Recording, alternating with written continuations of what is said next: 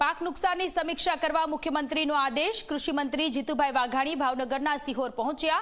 સિહોર પ્રાંત કચેરી ખાતે બેઠકનો દોર શરૂ થયો। વરસાદના કારણે થયેલા નુકસાન અંગેની સમીક્ષા કરી। સિહોર પંથકમાં વરસાદે સૌથી વધુ તારાજી વેરી છે। કૃષિ મંત્રી અસરગ્રસ્ત ગામોની મુલાકાત પણ લેવાના છે। જીતુ વાઘાણી કે જેઓ ભાવનગરના સિહોર ગામ ખાતે પહોંચ્યા છે। સિહોર પંથકમાં વરસાદે સૌથી વધુ તારાજી વેરી છે અને ત્યાં જગતના તાત કે જે લોકો ઘણી બધી મુશ્કેલીમાં મુકાયેલા છે ત્યારે તેમને ખેડૂતોને સહાય ચૂકવવામાં આવે તે પ્રકારની આશા અત્યારે સૌ કોઈ લોકો રાખી રહ્યા છે। ત્યારે સિહોર પ્રાંત કચેરી ખાતે બેઠકનો દોર શરૂ થવાનો છે।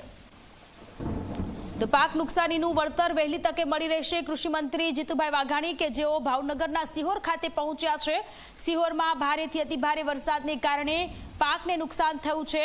કપાસનું વાવેતર કરેલા ખેડૂતના ખેતરના આ દ્રશ્ય છે કે જ્યાં કપાસનું વાવેતર કર્યું હતું અને વરસાદ આવતા કપાસને મોટા પાયે નુકસાની થઈ છે। મગફળીને પણ મોટા પાયે નુકસાની થયું છે। ડાંગરના પાકને પણ નુકસાન થયું છે।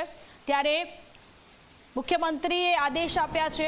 કૃષિ મંત્રી જીતુ વાઘાણી ભાવનગરના સિહોર ખાતે પહોંચ્યા છે અને ત્યાં બેઠકનો દોર શરૂ થયો છે। સંવાદદાતા નવનીત આપણી સાથે જોડાયેલા છે। નવનીત, ભાવનગરના સિહોરના આ દ્રશ્ય ખેડૂતોના ખેતરોમાં કે જ્યાં મોટા પ્રમાણમાં નુકસાન થયું છે ત્યારે કૃષિ મંત્રી જીતુ વાઘાણી કે જેઓ અસરગ્રસ્ત ગામોની મુલાકાત લઈ રહ્યા છે, વધુ જાણકારી શું છે?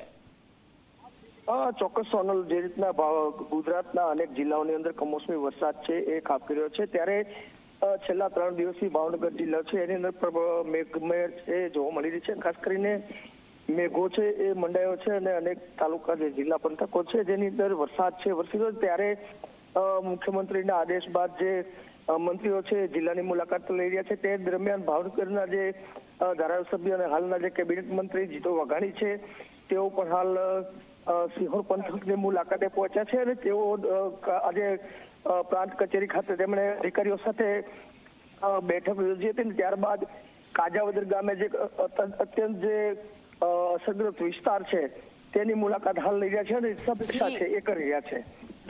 જી, આભાર તમામ વિગતો માટે।